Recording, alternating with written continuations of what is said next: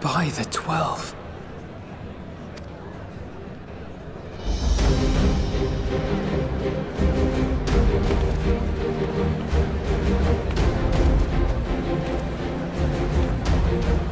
Glad you could join us.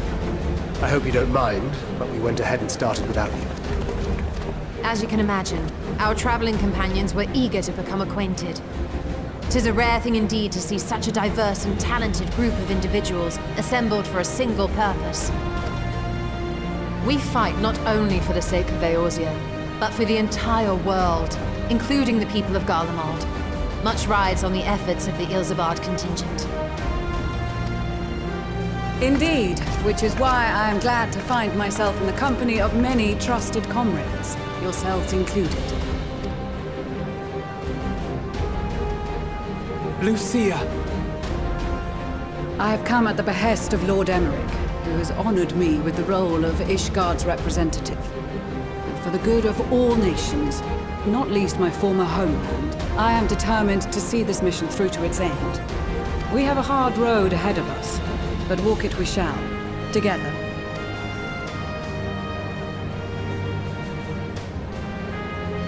We too welcome this opportunity to work together once more. I have faith that, if there is a way to resolve this conflict, we will find it. Allow me to introduce you to the rest of our company. Everyone! If I may have your attention.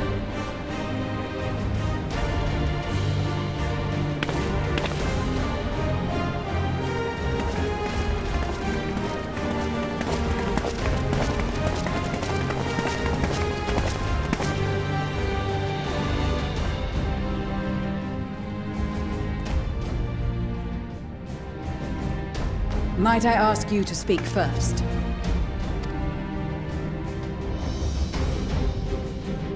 If I must, I am A-Ruhn-Senna, spokesman for the Gridanian delegation.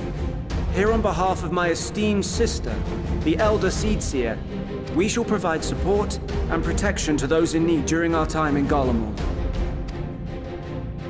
To that end, I am joined by healers selected by the Conjurers Guild, with the Order of the Twin Adder's Finest serving as our escort.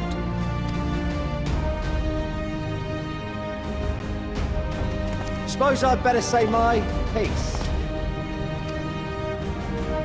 Wait, I know you. The name's Sicard, in case you've forgotten. Truth be told, I'd rather you had forgotten. Anyway, the Admiral asked Captain Hilfear to send his best, and for whatever reason, he picked me. Of course, if I'd refused, I'd be the laughingstock of the bloody executioners, and my reputation's taken enough of a keyhauling as it is. But more importantly, like any pirate worth his salt, I know when you're staring down a storm, you gotta trust in the commander of your ship. So if the Admiral wants us to go to Garlemald, not for plunder and glory, but the promise of peace in our time, then that's what we'll do. Since we all know how much the Empire loves its steel, we thought we'd bring along a few smiths to make the most of it. Give them a pile of scrap and they'll cobble together anything you fancy. Of course, just like the Gridanians, we got fighters of our own. We might have come with a more constructive purpose in mind, but we're more than capable of cracking skulls, believe you me. Well, you're certainly raring to go. But then again, so are we. The most dependable warriors of Uldar and Alamigo have assembled at the Sultana and General Aldin's behest.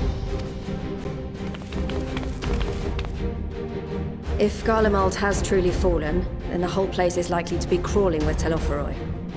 We'll need plenty of troops to clear and hold a path for others to follow. That's where we come in. Naturally, Marshal Tarapin and I will be leading from the front.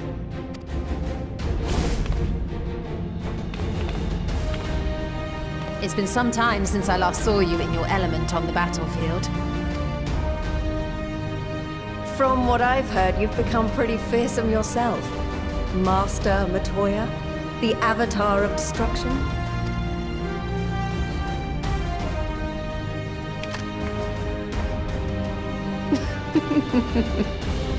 With comrades like these, I know we'll succeed, no matter what awaits us. And then we might finally get a chance to enjoy a good long rest. But until then, let's give it our all.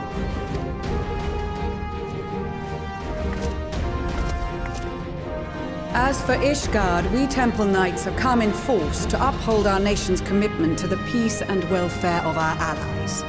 The bitter cold of Garlemald is a formidable enemy in of itself.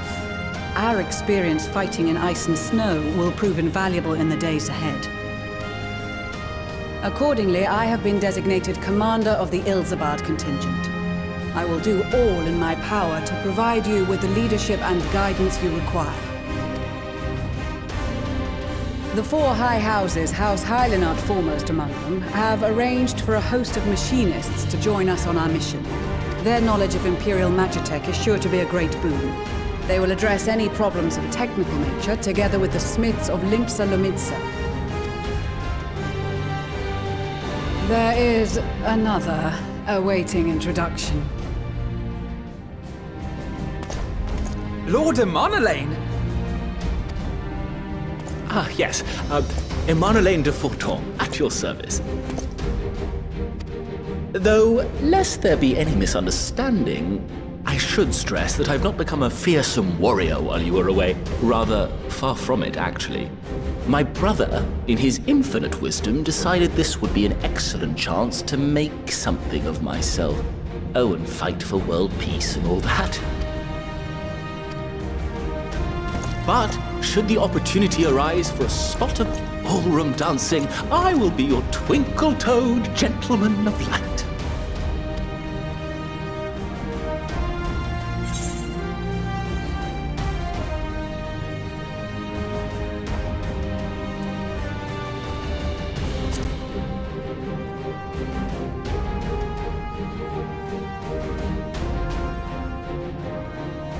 Huzzah!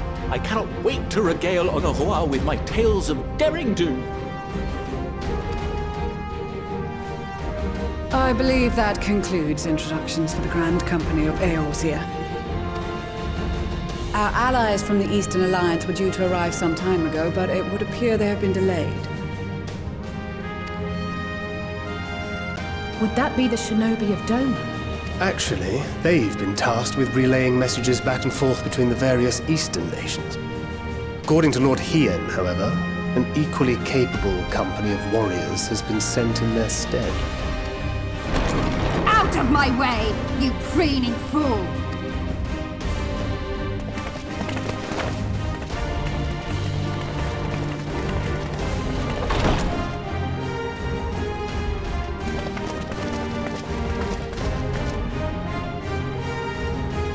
Forgive us for coming late. We are the delegates of the Eastern Alliance. Cyrena, and you've brought company. For battle and blood we come, as a step is sorely lacking in both. No towers befoul our lands, so we marched on those of Doma, only to find them beyond our reach. But now our thirst for slaughter will be slaked. No quarter to the enemy! Sadu Hatun, no. We go to make peace with the Iron Men, not war. Warriors of the Steppe, we've heard many tales of your bravery. We welcome you as allies. And these other ones you have brought are... Members of the Dalmascan resistance group, Lente's Tears. And the Bosnian resistance. Between them, they have a wealth of experience in espionage, and are particularly adept at infiltrating Imperial facilities. Which is fortuitous, since Garlemald's domain is so vast that I could never hope to handle reconnaissance duties all by myself. Dalmasca, Bosnia, Alamigo. All lands which have suffered the tyranny of the Empire. I would never presume to question your motives. Nevertheless, I must reiterate that our goal is to aid the victims of the Telophoroi, the common folk of Garlemald. And they are victims, make no mistake. Though I understand that many may struggle to see them as such. You're more right than you know. For every one of us that answered the call, there were a dozen that refused. Not only in Alamigo, but everywhere we went. And who could blame them? The Empire's always been the enemy. But after seeing what we've seen, fighting and working against and with Garleans, there's no denying the simple truth. They're just people. No different from you or I. They've got their share of liars and murderers, but so do we. So do we all. Fordola, who once swore herself to Garlemald, has proven herself a trusted ally time and time again. Every Eorzean here knows Cid Garland, the Imperial defector who shared with us countless technological wonders. Gaius bloody Baelsar himself is working to help rebuild Wurlit, a nation he once conquered. So you can believe me when I say that every fighter here understands and accepts that the Imperials are not monsters and are deserving of help. Or at least that they were able to put aside their feelings for the greater good. It won't be easy, but we're all determined to make this world a better place.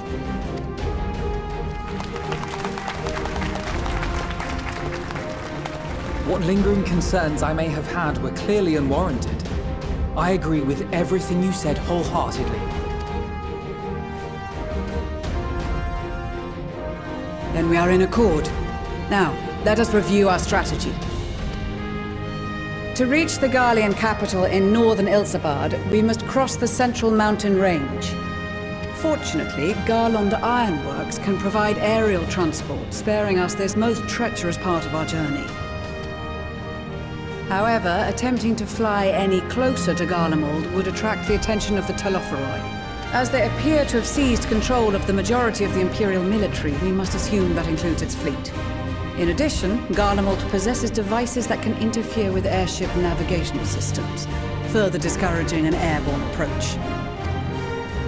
Given the circumstances, the closest we dare deploy our contingent is an area between the range and the capital, the Magna Glaciers.